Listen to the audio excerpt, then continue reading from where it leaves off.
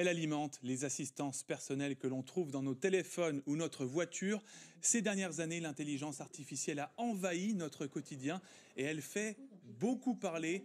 Aujourd'hui, à la Maison de l'économie de Besançon a lieu la 2e édition du printemps de l'IA, destinée notamment aux PME industrielles. Pour en parler, Renaud Gaudière nous a rejoint en plateau. Bonjour. Bonjour. Vous êtes le directeur du pôle des microtechniques de Bourgogne-Franche-Comté, l'organisateur de ce printemps de l'IA. Vous y étiez ce matin. Quel est l'objectif de cet événement ? Alors l'objectif, il est simple, il répond à la question de nos adhérents, qui sont des adhérents industriels, donc essentiellement issus des industries de précision de Bourgogne-Franche-Comté, et qui nous disent « mais comment l'IA va venir transformer mon entreprise ? J'en entends parler au déjeuner avec mes enfants, j'en entends parler dans l'entreprise, mais finalement, qu'est-ce que je peux faire avec ? Quels sont les enjeux, les atouts et comment ça va rentrer dans mon entreprise ?» Alors, lorsque ces chefs d'entreprise sont venus vous voir il y a 2 ans pour se renseigner sur l'intelligence artificielle, est-ce que c'était de la curiosité ou de l'inquiétude ? C'était une époque où on en parlait énormément dans les médias, donc il y avait beaucoup de curiosité, il fallait démystifier. Donc on s'est entouré des meilleurs spécialistes, on a été chercher des offreurs de solutions, des gens qui travaillent dans l'IA au niveau national. On a été chercher des universités, et c'est aussi en partenariat avec l'Institut Femto ST de Besançon, qui est un acteur majeur des sciences de l'ingénieur. Donc on a voulu ramener de la connaissance à ces chefs d'entreprise, des témoignages, parce que certains adhérents avaient déjà travaillé autour de l'IA, et puis des exposants qui vont nous présenter les solutions directement applicables pour les PME industrielles. Alors justement, lors de ce printemps de l'IA, est-ce que vous mettez en garde ces chefs d'entreprise sur les risques liés à l'intelligence artificielle ?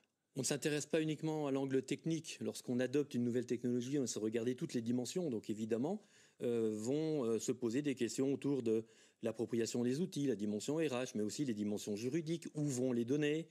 Quelles sont les limites d'application ? Donc on essaie de leur donner effectivement une vue globale de façon à ce que le dirigeant puisse prendre une décision quant à investir sur des sujets IA pour son entreprise. Est-ce que, comme partout ailleurs en France, l'intelligence artificielle se développe bien ici, dans notre région, en Bourgogne-Franche-Comté ? Alors, elle se développe de façon assez massive. Au niveau international, il y a à peu près 72% des PME qui déclarent s'être intéressées, voire avoir investi dans l'IA. On est un peu en retard en France, et ça n'échappe pas à la Bourgogne-Franche-Comté. On a à peu près une entreprise sur 2 qui, aujourd'hui, statistiquement, s'intéresse fortement pour un investissement IA. Donc il y a un énorme progrès encore à faire, il y a des marges de manœuvre incroyables, et puis il y a une réglementation aussi qui se met en place. Et tout le monde, effectivement, est aujourd'hui concerné par l'IA, parce qu'aujourd'hui, vous le disiez, l'IA est partout, dans les grands groupes, comme dans les petites et moyennes entreprises. C'est une caractéristique de ces nouvelles technologies, c'est qu'elles peuvent pénétrer à tous les niveaux de la filière, qu'on soit des donneurs d'ordre, qu'on soit des sous-traitants, ou même peut-être des entreprises de taille plus modeste, des start-up également.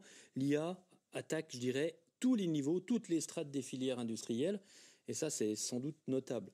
Et donc il y a effectivement une réglementation, l'IA Act, qui a été mise en place par les pays de l'Union européenne. C'est une bonne chose, ça, selon vous ? C'est la première réglementation mondiale autour de l'IA, donc c'est vraiment une nouveauté européenne qui permet d'encadrer les usages de l'IA.